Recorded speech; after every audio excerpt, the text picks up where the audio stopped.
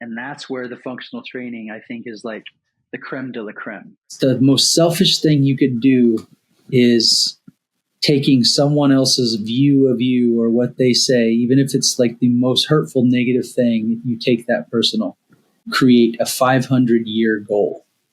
First time I ever thought about that, like a goal that you set forth that is not going to be realized until 500. Like, what can you make an impact 500 years from now?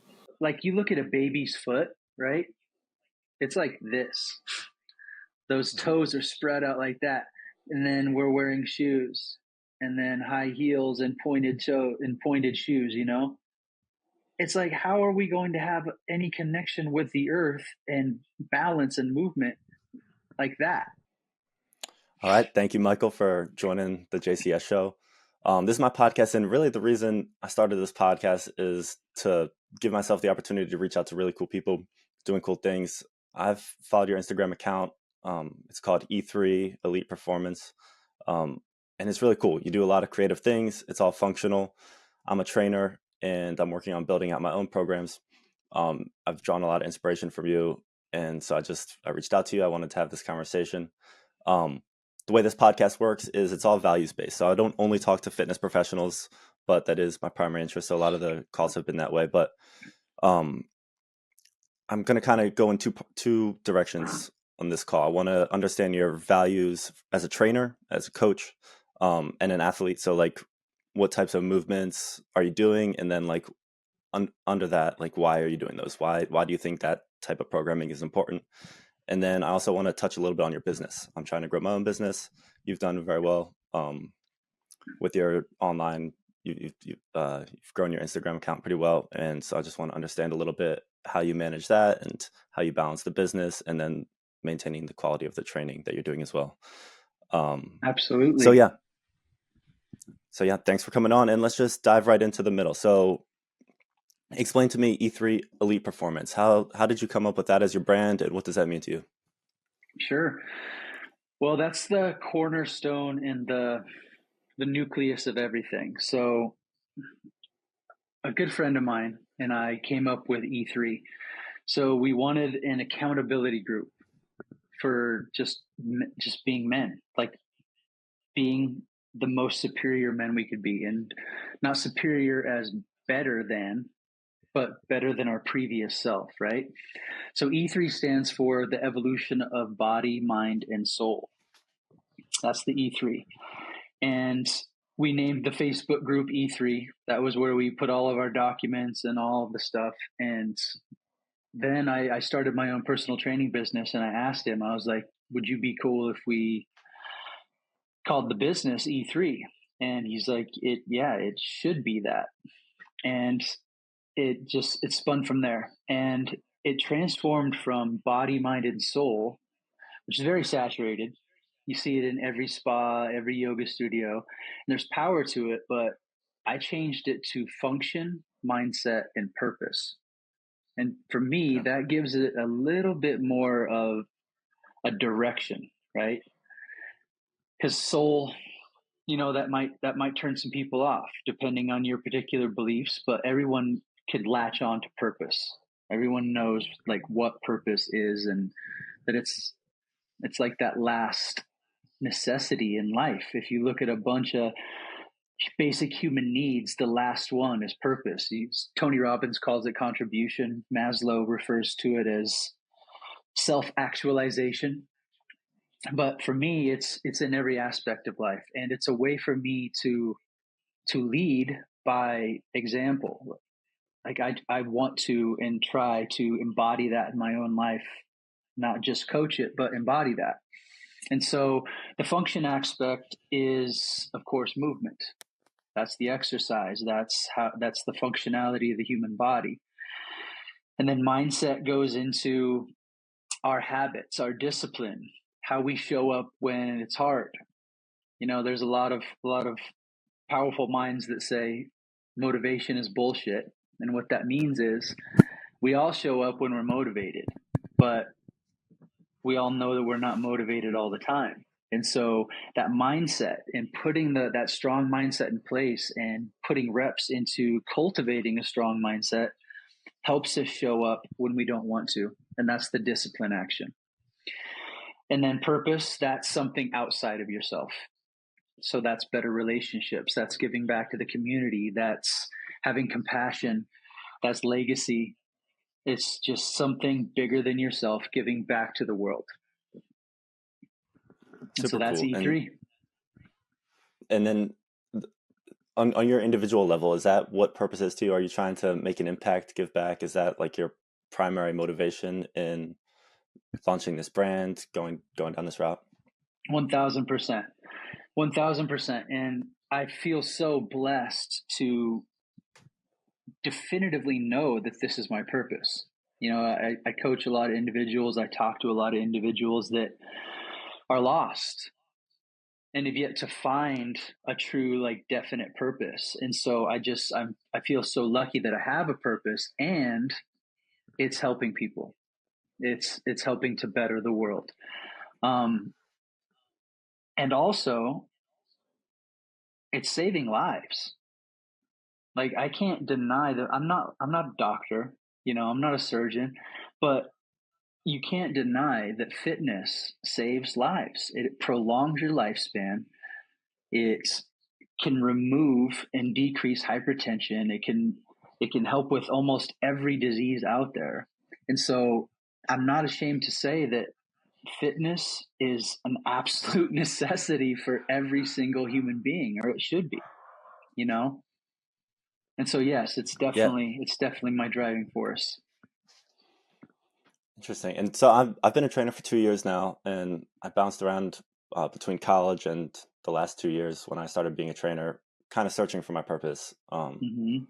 And like you're saying, I really think that fitness and just training your body with ability as the focus, like increasing your own abilities. That to me, that's what makes the most sense. That's where in my individual pursuits, that's where I get the most gratification.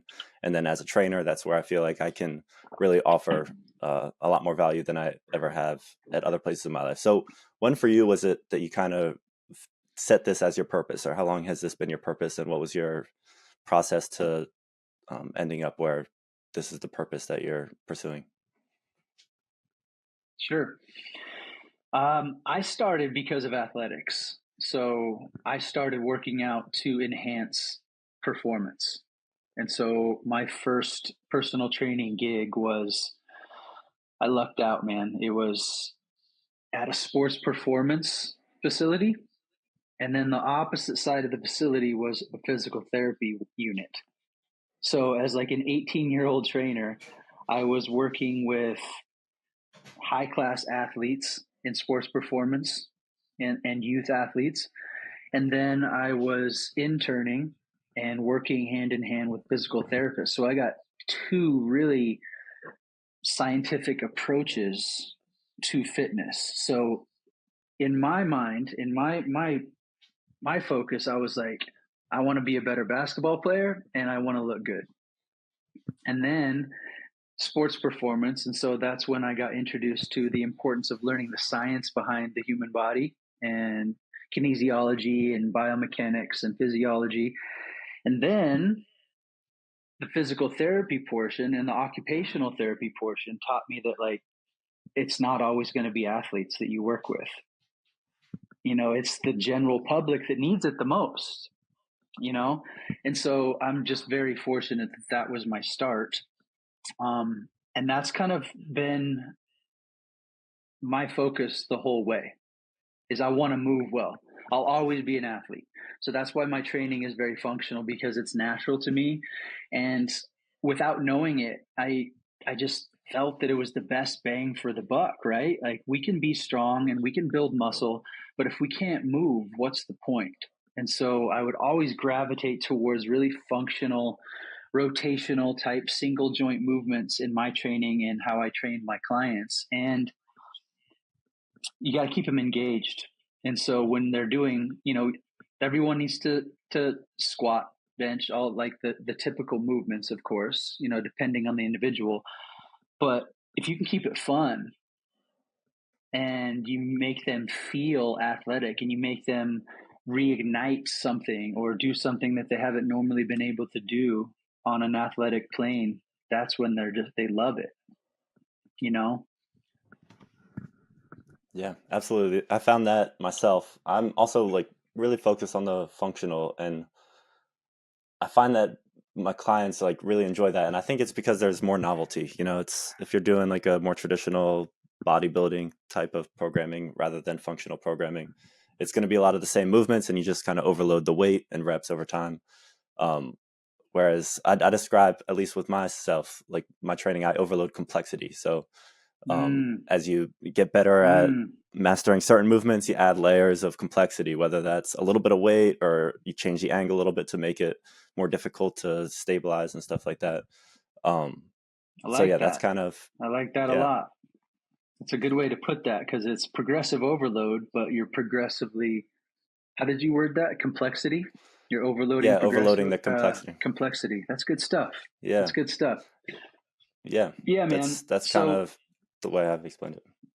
sorry to cut you off there. Oh, go ahead. So are you familiar with Dr. Andy Galpin? Yes. Yeah. Love that guy. He's like boss level, Hmm. just admire him so much. And so he gave a fitness timeline that I just love because it explains why functional fitness is trending and why it is so important. So the first insertion of fitness to the public.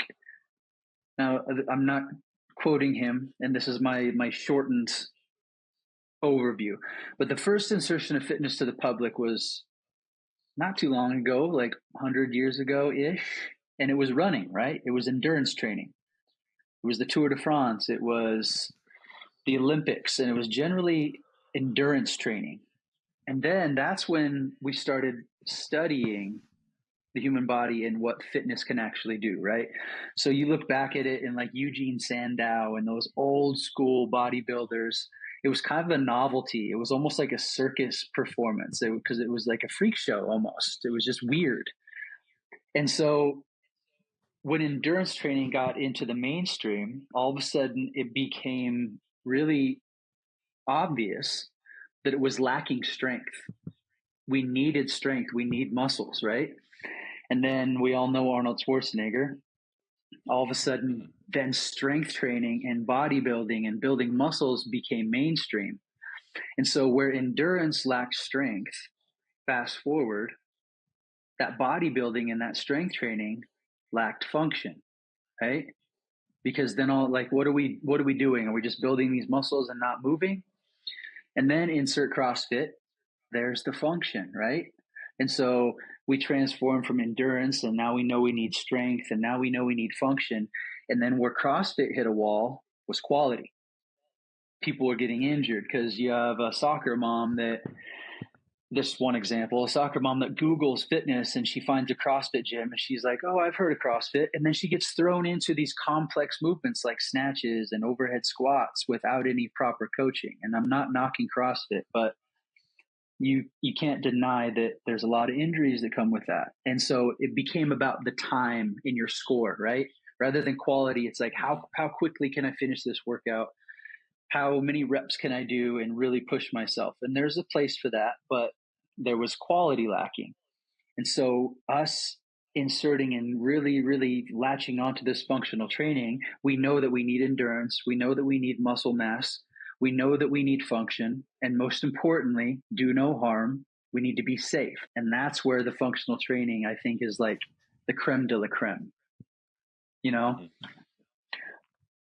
So that just really landed Absolutely. with me when he gave that fitness timeline. I was like, God, that's brilliant, you know? Yeah. Yeah. That checks out. Makes a lot of sense to me as well. Can you it, give me shed a little light on what your training programs look with clients? Like, let's start with a macro perspective. Like, what types of movements are you emphasizing over time, and then let's shed a little light on a micro. Like, what might an individual workout session look like, just to kind of Sure. paint a picture. So it's always goals, right? What are their goals? What are their limitations, their injuries? But typically I do a lot of full body training, whether they're training with me 2 times a week or they're training with me and themselves 4+ times a week. It's generally like a front side, back side split. So So anterior, warm posterior. ups, yeah, yeah, Okay. and it can vary depending on the goals, Yeah. but typically that's where I kind of corral my clients into. Hmm. That's my go to, because I think it's the best bang for your buck as far as recovery, results, and progressive overload. So what I do is, everyone knows in my programming that the warm up is a non-negotiable. You know, I don't know if you saw that I'm a animal flow instructor. Are you familiar with I, animal flow? I I hadn't actually seen that, but based on watching your videos, that makes a lot of sense. Super Sure. cool.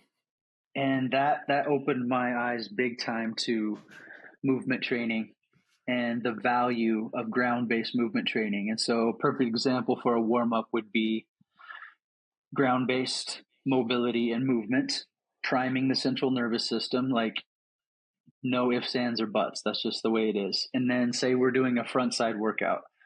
So a big leg movement that is going to be quad based. So a front loaded movement, goblet squat, front squat, sometimes even back squats. I like to do a lot of overhead pressing. I'm not big on barbell pressing. If it's a demand that they want to get better at, if they want to increase their bench, of course. But I like a lot of kettlebells. Um, so short answer, let me give you an example of a front side workout. So we would do like front squat, overhead press, and a hinge. And I'm a lot about movement patterns, right? So if I prescribe squat, overhead press, and hinge, you know that there's 20 different things you can do for a squat. There's 20 different things you can do for an overhead press. And so I'll program those movement patterns, and then that'll give me freedom to prescribe what actual movement is in there. And then when they're on their own, they'll have the movement patterns and the sets and reps and rest to follow, but they'll have their own library of things to choose from. So it's like a template that could last a lifetime. If Yeah. you have the exercise library, if you know how to properly apply progressive overload and rest periods, that's why I'm a big fan of learning the movement patterns.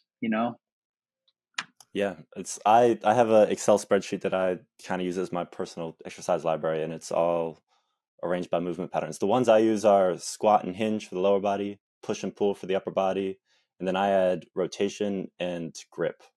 Is that similar Yes, to what you do? that a boy. Absolutely. Grip strength is so vital. Yeah. So vital. I mean, when you think about it, you're those nerve endings, massive nerve endings in your hands and your feet. And so just by gripping the dumbbell or gripping the kettlebell strong, you're going to have a greater connection. And so grip training is like, it's a no brainer. And then, of course, transverse plane rotation, must, Hmm. must. Do you do you kind of have that same sort of movement pattern layout, or I know some people incorporate like lunge, they separate that from hinge and squat, or Yeah, I've if seen I'm different people do it a little differently. right, I put a lunge in its own category, but like typically I program a lunge on a posterior day, Okay. because I program a lot of reverse lunges and lateral lunges Hmm. and step ups. So that's kind of more posterior chain dominant. Um, but I think it's very valuable, very valuable. I do a lot of, you familiar with like knees over toe training? Yeah, I love everything that Ben has done there. So I really like programming lunge patterns to double as mobility training as well, right? To Hmm. open up the hips and get more length in the hip flexor and balance. So I And find then that that kind of when, leads. go ahead.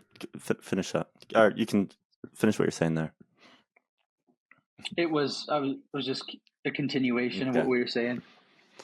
Um, What were you going to say? I was just gonna going off of what you just said before that, the mobility. Um how do you organize the mobility? I personally organize it by joint. There's hips, knees, ankles, Mm-hmm. shoulders, elbows, wrists, and then I do lower back and neck as well. But do you and so that so I've kind of got like the joints and then the movement patterns, and I usually incorporate joints in the warm up, and then sometimes like the knee over toe squat. I consider that's kind of like a hybrid. That's like a strength training and a joint mobility. But I still do separate them just for the sake of my own organization. So do you separate out the mobility from the strength training, or do you kind of just all see it as one big system? I do. I separate it. So it's definitely, Hmm. it's so important that I put it in both, right? I think it's very valuable to have big range of motion if you can, per individual under load. That's the value of gaining mobility during resistance training. But I call my warm up the primal igniter.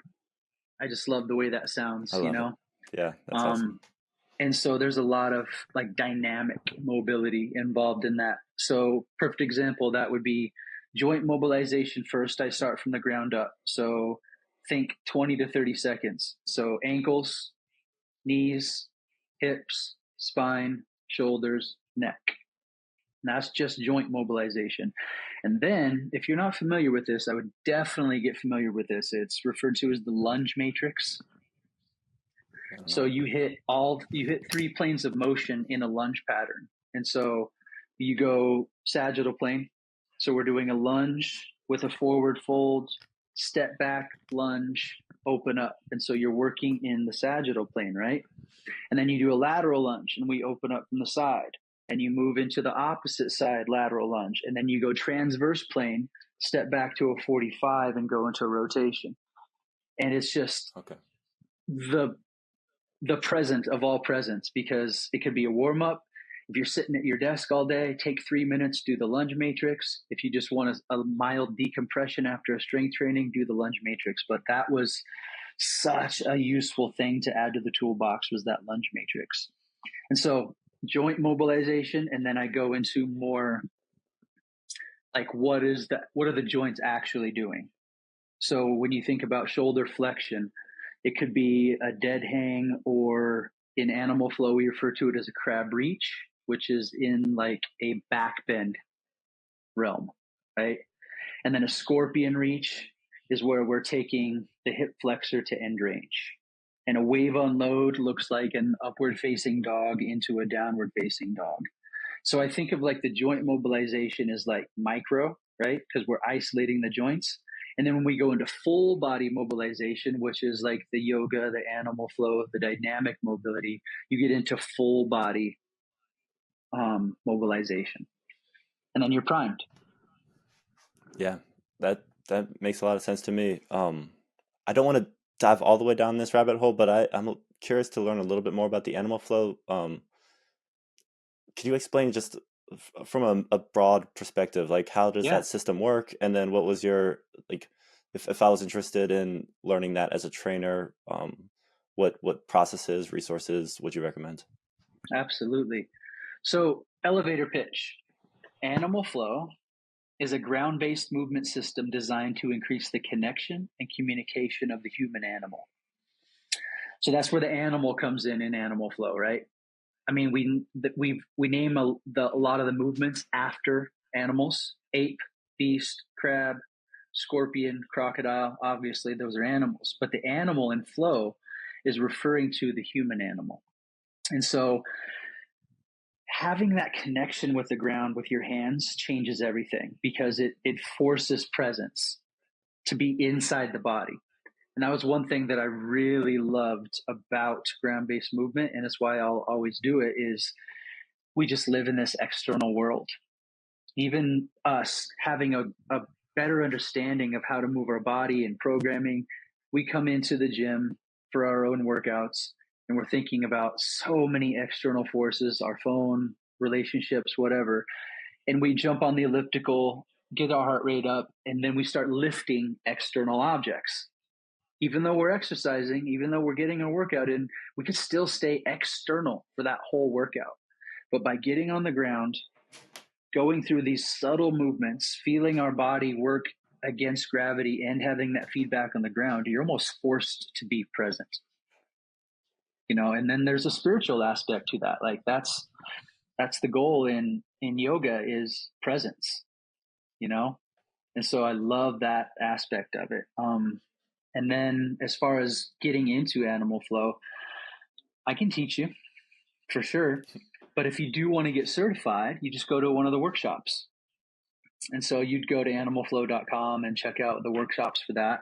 I don't teach those workshops anymore, but it was probably the best decision I ever made was getting into animal flow and learning the system, becoming an instructor, and then knocking on the door and becoming a master instructor, because I got to intern with Mike Fitch and just dive into the why.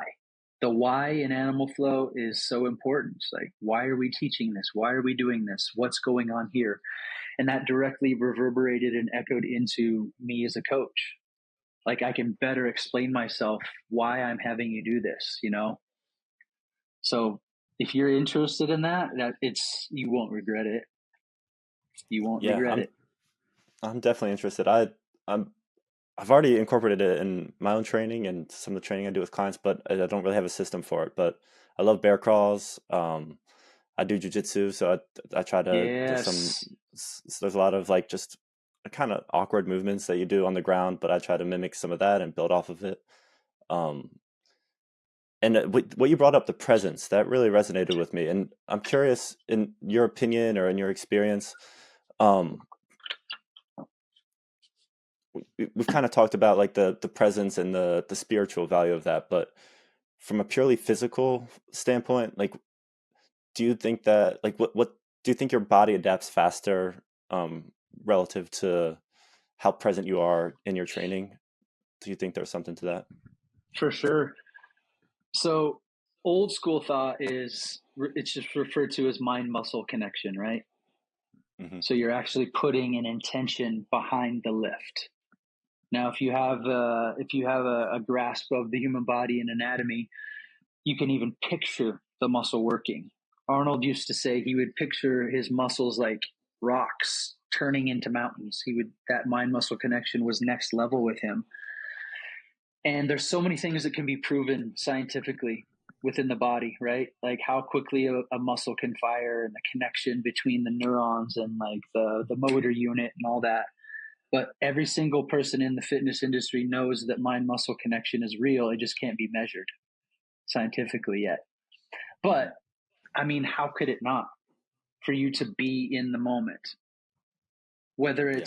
it's an increase in muscle mass quicker than without mind muscle connection, or just the fact that like you're getting a better workout, you know?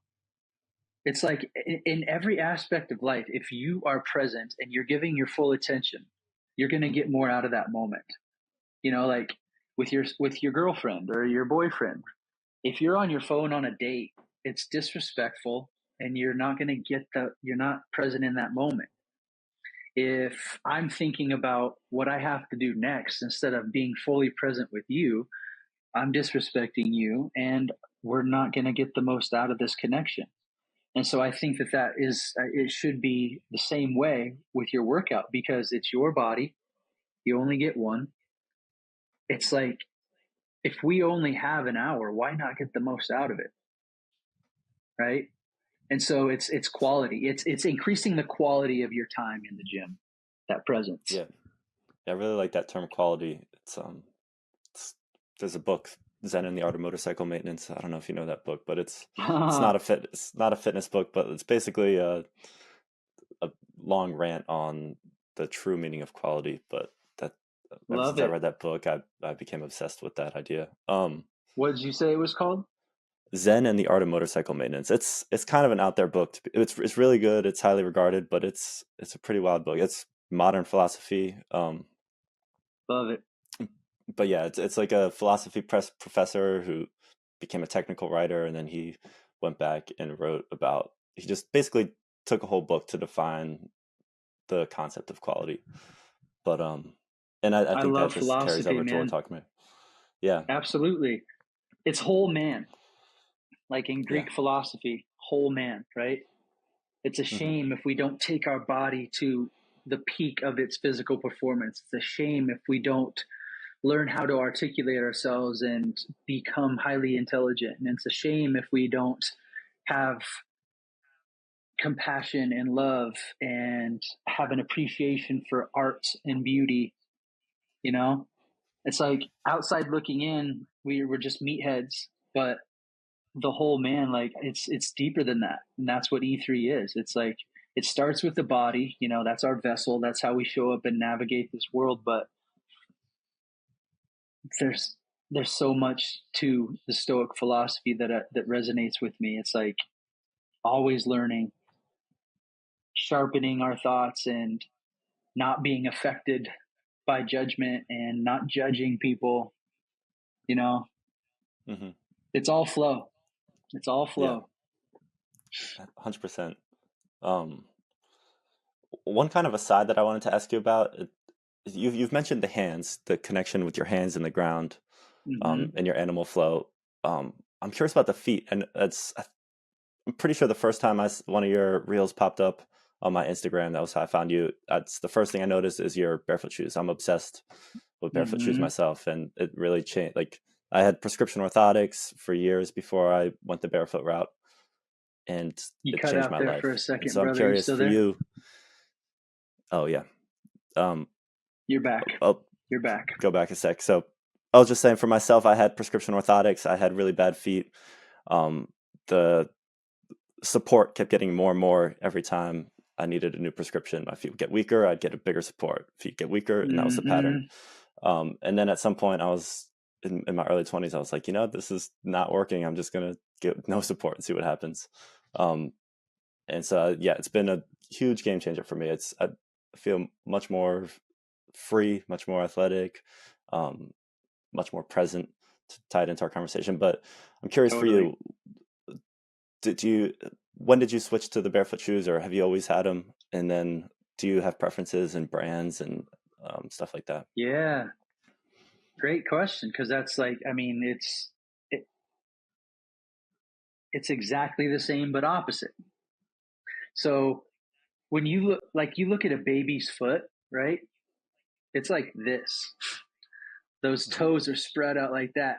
And then we're wearing shoes and then high heels and pointed shoes, you know?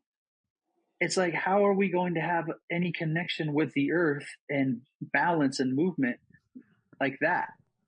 You know, and so those wide toe box shoes allow just more freedom, you know? Um, are you familiar with Bam Lionheart? Yeah, yeah. He's one of my favorites. I love that guy. I've spoken with him a few times, and he's a legit human, not just a good mover and a coach. He's a legit human.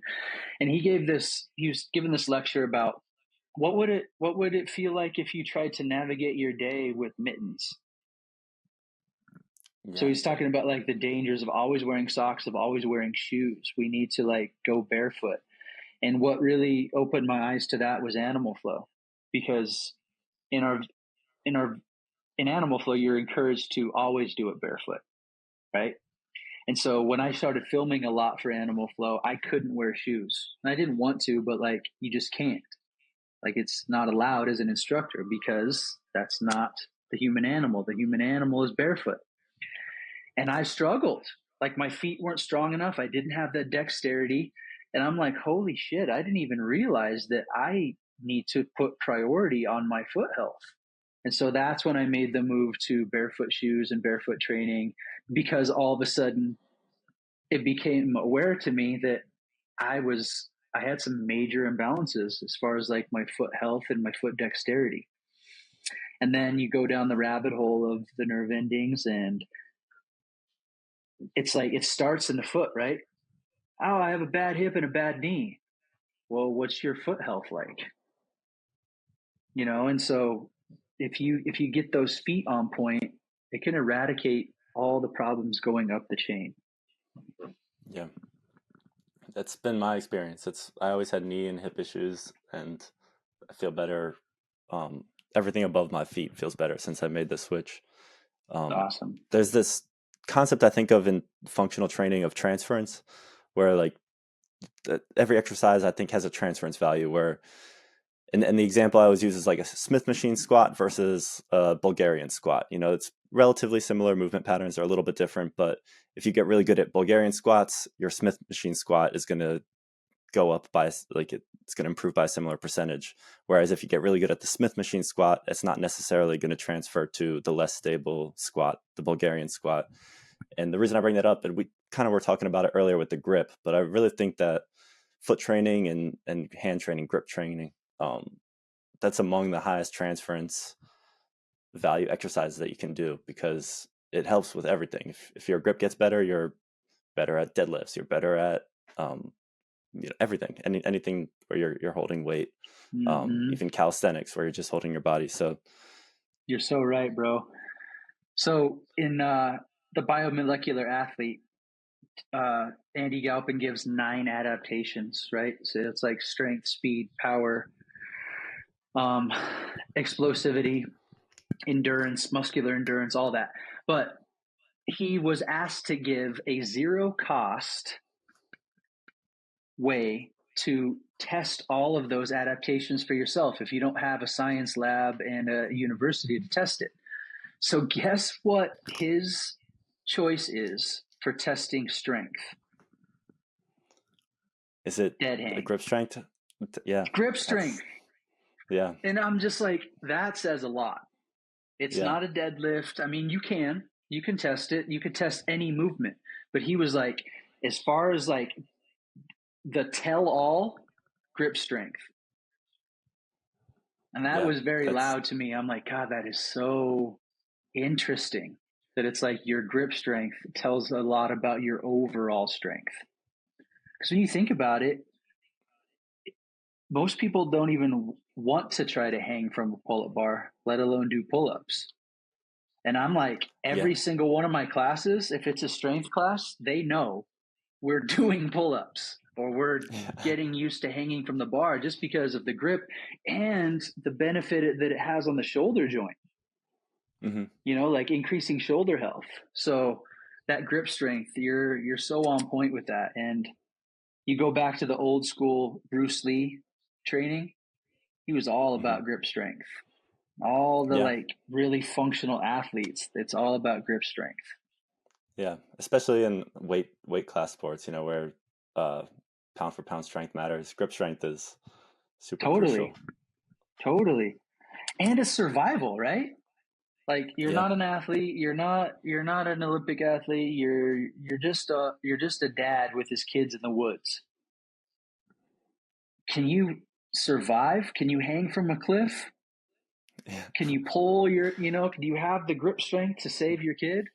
That's about as transferable as it gets, is like survival, you know? 100%. So yeah, max functionality. Yeah, so the other direction I kind of wanted to go into, and we can probably pull analogies from your training approach, but I wanted to talk a little bit about your business. That's something I'm trying to build myself. And yeah, I like the way you've grown your account on Instagram, but I'm curious just in general, beyond the in-person training, I guess in the beginning, why did you decide to start posting on Instagram or other platforms? I know you from Instagram, but what led you to believe like, oh, this is a good route to go? And then since then, what have you found as good processes, routines for growth? Sure. So first, Instagram started with vanity. Hey, look at me. Hey, cool, right? And then it was like, I met someone that was just working out in the gym that wasn't a trainer. And she told me that she was making a lot of money doing online training, like writing programs and doing online training for people. And I'm like, well, there's a whole nother world there that I need to get into, because when you're a trainer in person, to be honest, you can't work 40 hours a week and not get burnout. Yeah. You're giving so much energy working, and even if you can, you're tapped out, and then your income capability stops, right? Unless you keep charging more and more per hour, but you're still working a lot. And so I wanted to be smarter about it, and I get to help more people, right? I get to help more people and expand my reach. And so that was my reason for going into that. And then I started working with this marketing expert, and like the Instagram thing's hard for me because it's like, am I selling my soul? Am I losing my integrity by walking into this beast? And this is something that I go by, and it saves me and it helps me keep my integrity, which is, is my reason, hey, look at me, or hey, come with me? And it's, hey, come with me, right? Like, this is just what I do. This is my offering, and I want to help. I'm here to serve. And that's the Stoic mind too. It's I'm here to serve this planet, and I have no problem saying that because I mean it. And so another thing I would recommend you get into, and I'll give you more information on this offline, but I would look, if you don't have an online platform that you use for online training, I would look into Somble. It's what I use. It's like so it's for all trainers, but it's like the hub for functional trainers. Okay, cool. You know what I'm saying? So yeah. It's a lot of kettlebell stuff, a lot of mace stuff, a lot of ground-based movement, but it's not bodybuilding. It's not prepping for shows. It's functional training and it's made by trainers. So the functions that they have within that app are stellar. And so I would look into that because you can personalize it. You can make it your brand, and then you start your online business, and so I use Instagram and social media as like the marketing, right? Mm-hmm. And I'm still learning. I'm not where I want to be by any means, but I think that's the approach that most people take. Is social media is like a taste. And for me, it's like, I'm going to provide as much free value as I can. And I have no problem with that, because it's not that I have something to prove, but it's because I have something to give. And once you build that trust, people trust you, then it's like, well, come check out my offering. And that's the paid stuff. And so you can go by tiers.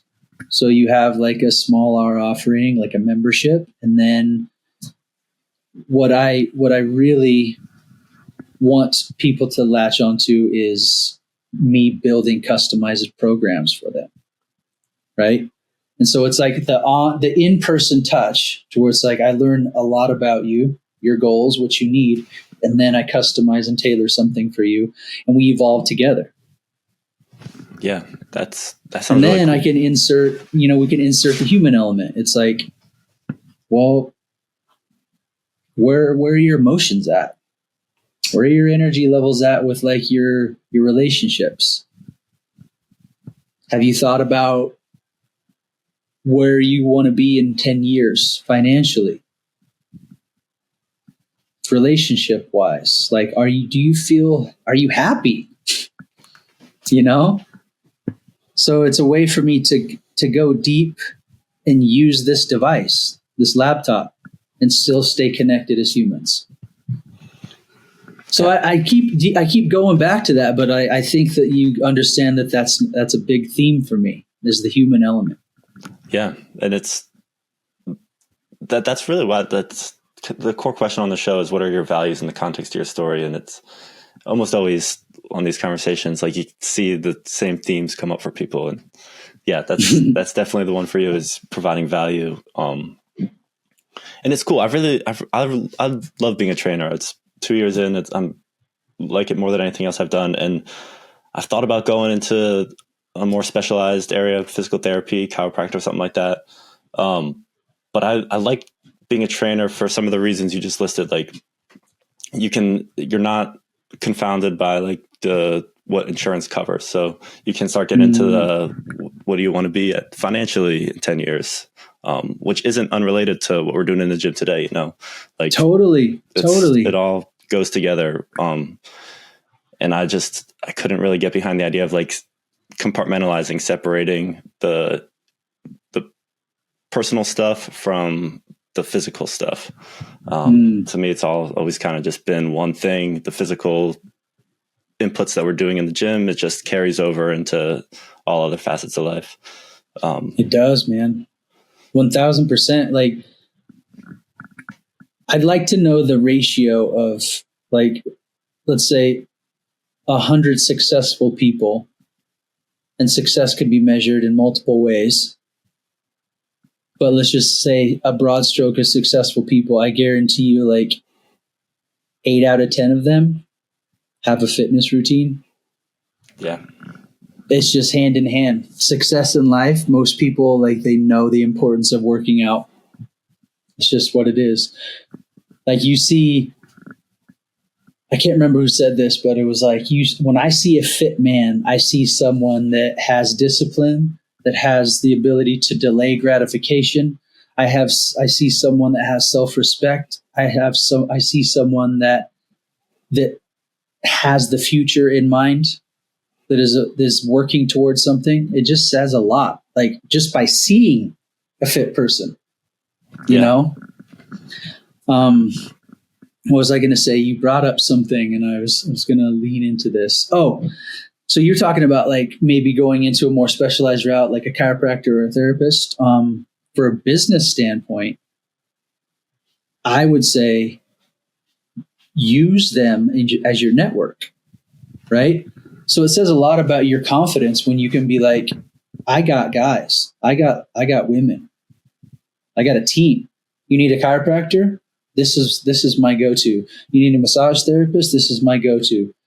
And so you network out, and then all of a sudden that network throws people to you too. Right? Yeah.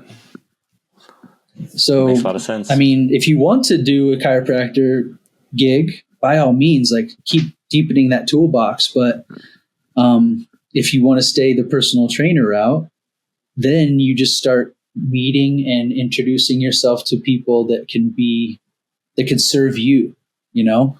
Because I used to think that too. I'm like, oh, I need this certification. I need to do corrective exercise therapy. But then it's like, why don't I just network out? And because referrals are the number one, right? It's your clients that refer you to other new people. And then if you get in with someone that has a lot of foot traffic, like a chiropractor, and you're the first guy that comes up when someone needs strength training or mobility work, you're building like a local network. And then that's purpose too, right? Outside of yourself. Yeah. All right, I'm trying to think how to phrase this next question. And this might be a little bit of a stretch, but how do you stay in line with your purpose and stay present in the social media world? Like, I'm sure that you've grown your account to the point where I don't know what your notification settings are, but I'm sure you have the opportunity to be notified constantly. And I don't know if you're on there all the time, but like, how do you balance sort of the values that you've mentioned before, the presence, the being there, being here, being now, with all the hustle and bustle of the digital landscapes that you're operating on? I'm still learning that one, brother, because this is fairly new to me. But I'll tell you this, like, complete transparency, it's been hard. It's been hard not to be affected by all of a sudden, like, a post blows up and you're getting all these likes and all these follows, and you're just like, it's hard to not be affected by that and have a head swell. And then with all of that, you better believe the hate's going to come. People talking shit on your stuff. And it's like, I'm just being me. Like, I don't even know you. And it's like stuff that you wouldn't dream of saying to someone's face. Yeah. They'll say on social media. And it's so, I try to look at it like I try to be as detached from it as possible. And I've learned to, like, when someone comes at you with like something outrageously negative, I smile and I laugh and I like it, because that means that I'm making moves. that means that like the energy is moving out into the world. Because not everyone's going to like you. And it's a book that I would recommend for you to read if you haven't is The Four Agreements. I don't know it. So a very simple concept, but he goes deep in on these four agreements. And one of them is don't take things personal. He's talking about this. The most selfish thing you could do is taking someone else's view of you or what they say, even if it's like the most hurtful, negative thing, you take that personal. And I'm like, talk about the Zen. That's the Zen there. And so I've really had to use that with all of the social media stuff. It's just an avatar. It's not me. Even though it's my page, it's not really me. And these people don't even know me. Yeah. It's easier said than done. That's why I started with like, I'm still learning. I'm learning how to navigate that with grace. How long has it been that you've been doing online training, and are you at the point where your online training has surpassed your in-person training in terms of income, or are you still balancing the two? No, not yet. Not still balancing the two. I started like this online journey like seriously about a year ago. Okay. So when I left my in-person gym and I opened a little private studio to train like a select few clients, that's when I really started getting into starting my online business. And there's a lot to it. There really is. It's like, because it's one thing to have the experience of a 20-year trainer and lots of sessions serviced and lots of study. No, I'm versed in all of that. But you got to know the online game. It's like the marketing, all the things that I'm referring to. It's a whole nother world. And so I'm in the process of trying to master that so my actual expertise can shine. And it's a challenge, you don't just get to walk in a room and introduce yourself and do what you do. There's an art to owning that keyboard. Yeah. It's like you almost have to learn how to translate your in-person style to the digital world. It's, well, and then play the game, like the marketing game, like paying for ads sometimes and picking a demographic and all the numbers and stats that you just aren't aware of, Yeah. But it's a game, right? We could either complain about it and say, oh, why not me? Or we learn how to play the game and get better at it and get better at it. And then it's just an energy exchange, right? That's how I try to look at money. Yeah. Is what I'm giving worthy of that energy back, right? Because if it is, then I'm not going to have a problem asking for it because I believe. Yeah, I like that a lot. It's so looking forward. I have a general sense, just from kind of the values of yours that we've gone over, what you're trying to do. You're trying to impact people.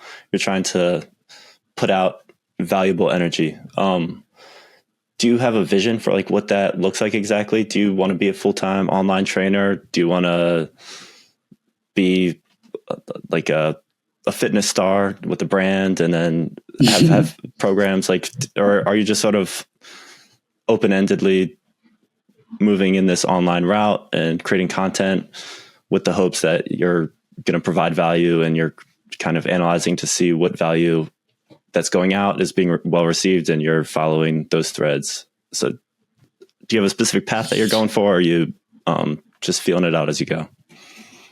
Now I have a specific path. So not too long ago, I did a course, and I was asked to create a 500-year goal.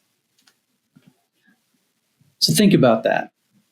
First time I ever thought about that, like a goal that you set forth that is not going to be realized until 500. Like, what can you make an impact 500 years from now? That's crazy thinking, right? And so it was like 3-month goal, 6-month goal, 1-year goal, 5-year goal, 10-year goal. And then he was like just throwing it out there, 500-year goal. And I'm going, wow, that's epic. And so my short-term goal is I'm moving to Austin and I'm going to be working on it. So my first goal there is to reestablish my clientele base there and just get in the community.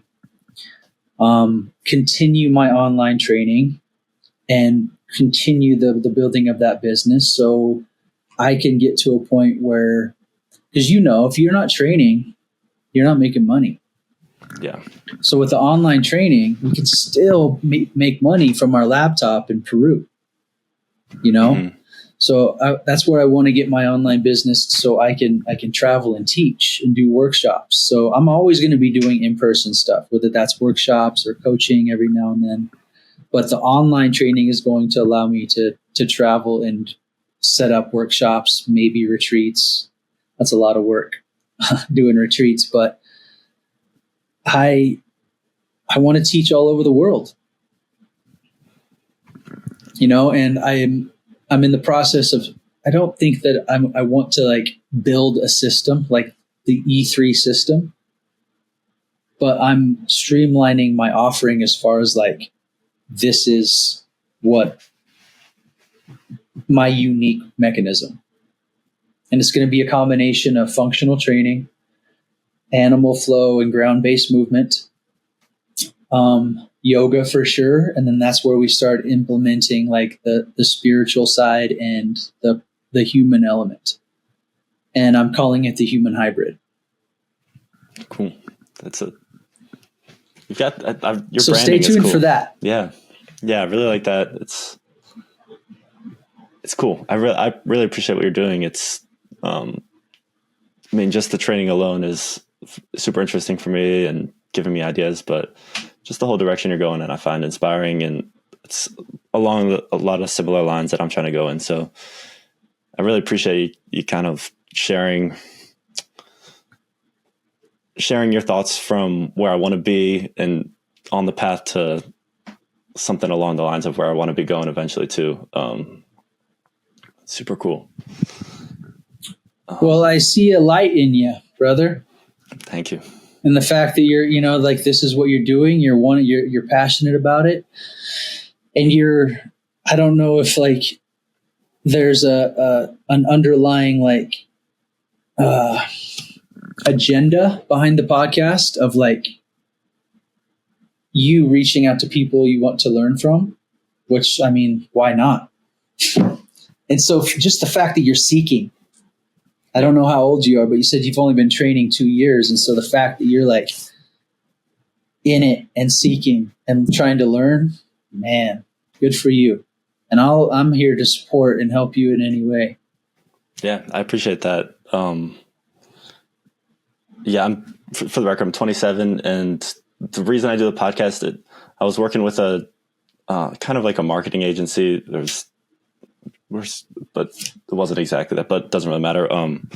We had a project where we were getting our clients on calls with their prospective clients and using podcast outreach as the mechanism where our clients would reach out to people who were either their clients or like the avatar, like the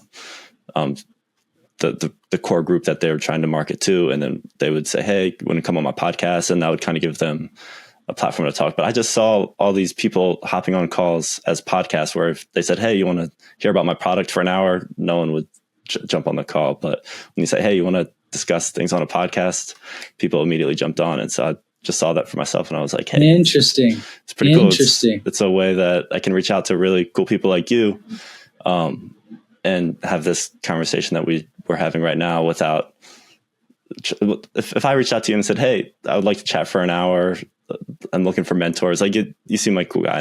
You might have been amenable to that, but just the podcast kind of gives a specific agenda. It's something you can easily wrap your head around. You're not like, oh, is this guy going to be weird for an hour on the phone? It's sort of like, okay, I have a general concept of what a podcast is and how the conversation's going. So I just saw it as a good opportunity to just kind of get my foot into doors that might otherwise be Clever, closed. brother. Yeah. Clever. I like that a lot, because then the person's like, oh, I got a podcast I got to film a little later this week. You know, there's a prestige to that. I like that a lot. Good for you. Yeah. Good for you.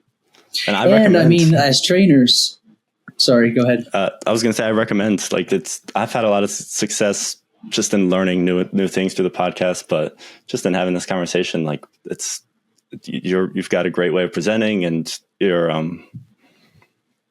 very detailed in the order at which you're explaining things, where it makes sense. You know, you've kind of got beginning, middle, end of your explanations, but I think that it's a cool opportunity, and it's a cool way to collaborate with people you find interesting, but it's a door that's kind of open to everyone in this day and age. And I think it's important to hone your interviewing skills, because there's another Stoic thought that's like, when you're talking, you're not learning a damn thing. Yeah. You're just regurgitating what you already know. Yeah. And so when you get good at listening, because that's what it's like, that's the main thing of building a rapport with a new client. Tell me about who you are and what you want. Yeah. And where you've been. Good for you, man. You inspired me today. Well, thank you. Likewise. So, yeah, I really appreciate this call. I learned a lot, and I really had a lot of fun. So yeah, I'm also trying to create value. This is having these conversations and just sort of agreeing to do the back work of editing, uploading, and all that allows me to put out the value. But I need dance partners for that. So I really appreciate you hopping on here with just a new up and comer, trying to figure it out. So that goes a long way for me and for anyone else who watches the show. But yeah, much thanks for everything. And this was really cool. This was, a lot of overlap. All the same to you. Yeah. All the same to you. Let's not let this be the end. Let's stay in touch. And if it's a podcast or just us staying in touch, we need to just help each other. And I'm in. Likewise. That sounds great. Thank you much. Yeah.